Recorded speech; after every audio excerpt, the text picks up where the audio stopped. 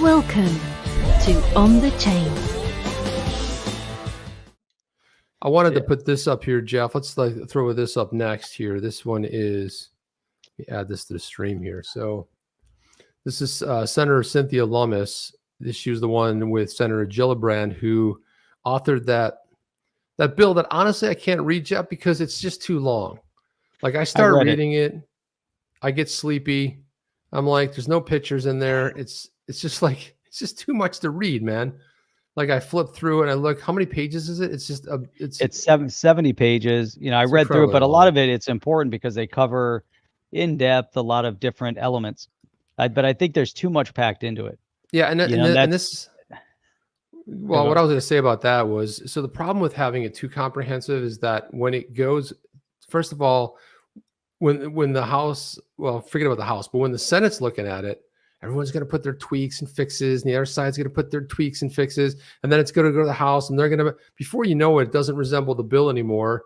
And that's the problem when you try to be too comprehensive. That's why I always sort of favor the token taxonomy, or even Emmer's bill that I thought was, you just fix some of the language and make it just so that we can slide. You can worry about some of this other stuff or propose it in new bills, but you got to just clean it up. They always go like, we're worried about the innovators leaving. We're worried. Oh, great. Pass a token taxonomy. You don't need to pass a 70-page bill.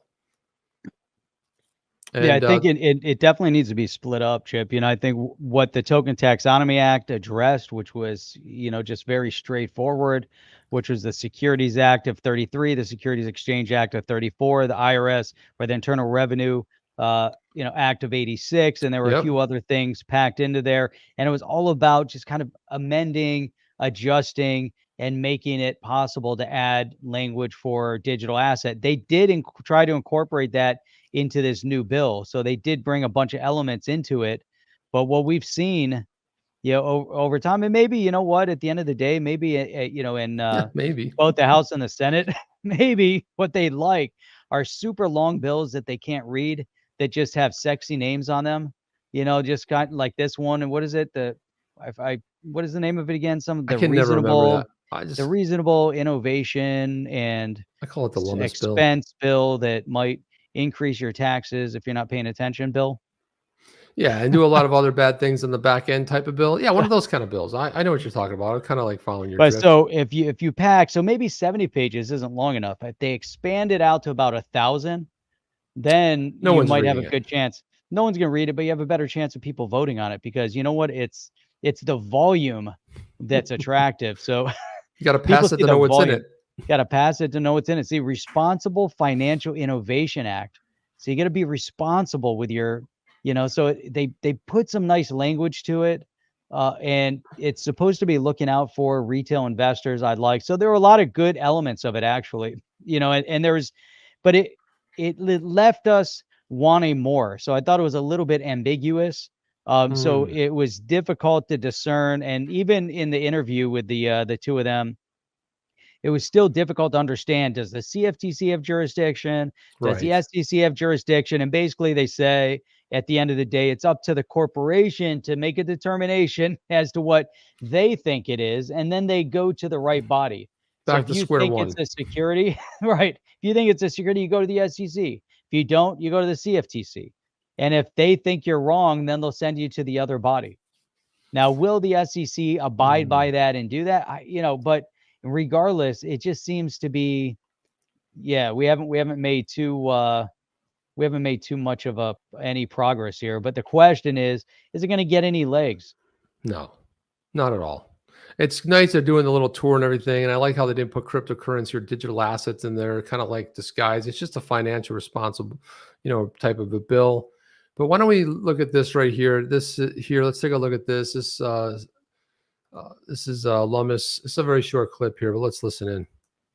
I do think that Bitcoin is here to stay, and I think a lot of the I do think that Bitcoin is here to stay, and I think a lot of the others are not.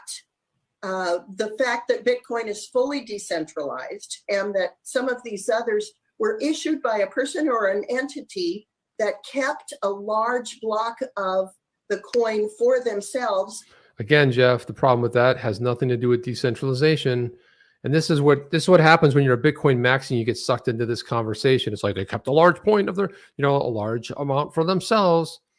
You could say, well, Ripple, yeah, there's an escrow, but the escrow is also governed by the validators, and you need 80%. But is she alluding to Ripple in this case, or do you think she's alluding to, some of these other assets? Well, I'm just using Ripple as an example. It could be the Ethereum Foundation. It could be, any project that sets aside so many for the founders of the company.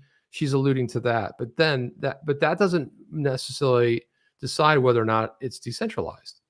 And she's like, well, these other projects. The other thing is too, do we actually know how much Satoshi owns? There's a wallet that's never moved. It's estimated a little over 1 million Bitcoin, but nobody knows. And then what happens is, how did he get those million? Well, put it aside for himself. That's how you do it, but the thing is, you don't know who it is, can't knock on the door. So again, that must be a free pass. The other problem is what happens with these mining pools is that starts looking an awful lot like centralization, and controlling what happens as far as validating the block for the transaction. And inside of a mining pool, you can say, well, a mining pool looks like it's not decentralized and looks more like a security than anything else. And I would assert that it looks like Bitcoin is even more centralized than it ever was. But again, this is what happens when you don't understand the true nature of decentralized versus centralized. Well, that and she's getting her talking points primarily, from some of her assistants. They're packing this all together. Between the other thing is, she has to also then appease Gillibrand's, what Gillibrand brought to the table. They had to do something. I'm gonna tell you right now, she brought nothing to the table, Jeff. She needed somebody on the other side of the aisle. She hopped on, wrote the code strings. She already wrote this bill. I'm telling you, it didn't have anything to do with her. And she doesn't. Yeah, I'm sure she did. So the question is, and she's alluded to this, multiple times over, and even states that Gary Gensler himself has said that Bitcoin is not a security, that it is a commodity. Now, if you follow this tract, and this goes back to the interview that she had, and they said, she said that they want to split, and the majority of the assets should go and fall under the CFTC, and then there's some that'll be SEC. But what she said was, he had asked, well, Gary Gensler, is saying that he thinks the majority are securities, and she said, well, yeah, I agree with that, but a minute before that, she says she was making a statement that there's 15 to 19,000 digital assets. She goes, if you're focused on the sheer quantity of how many digital assets are out there, then yes, a good majority of them are probably securities. She said it kind of with, not exactly with those words, but that's what she was saying. And I don't necessarily, disagree with that either. I think we're going to find that there's a lot of, assets out there that are either scams, or they're out there strictly to do fundraise. And if it's strictly out there to do a fundraise for their project and that's it, then they're kind of stepping their toe into some murky water. Well, that's that could where potentially make it a security. That's why Hester Pierce said you've got her safe harbor gave you 3 years to decentralize, because when you're first getting going, you can make that argument. But let's listen to the rest of what she says here. And then issued others to participate means they look more like a security than a commodity. Because if you take that argument, then she's basically making the argument that Ethereum is a security, not a commodity. Right. Yeah. Going back to what you said in the beginning, that, for the founders that held back a decent, percentage for themselves. Or they bought it too. You had Joe Lubin, who bought a ton of it himself. He was offered it at like 99 cents or something along those lines. So there was a preferred buy. Yeah, you bought it, but it was preferred. Now, and is that then the only classification to say that it's a security? Because then, we have to go look at all the different prongs of the test. Because if that's the only test, element of the, then, hey, we're in trouble. Yeah, exactly. Right. That's why there's 4 prongs. Bitcoin is clearly a commodity. It is digital gold. Bitcoin is the standard. Oh, she said it was a standard. Wow. Does she not know that XRP is the standard? Clear, though, Chip? Right. Yeah. Everything else has to be monitored differently because they are created differently. Wow. Makes 0 sense. Chip, that's not true. Is Bitcoin the standard? Bitcoin has first mover advantage. Does that make it the standard though? No. don't What think it came out makes- first, beta or VHS? I don't know, but I know the beta was better. That's what I will It was say. better, but which one won in the end? In the end, VHS won, but that's like kind of saying, like, you know, you look at Mac versus PC, dude. If I ever had to work on a PC again, I might just remove my eyeballs from their sockets. The frustration level was an 11, and you know, I was a beta guy. I was a you know, I'm all those wrapped into one. I'm just a Mac guy. I cannot use. I do not like PCs. I don't think I ever saw a Betamax player. I had one, man. It was awesome. You know, what my dad had back in the day was a Laserdisc player. Laserdiscs were very good too. The big ass discs. Look at like a Huge. They were CD. like record players. They were like records. But that You'd was stick just, it in.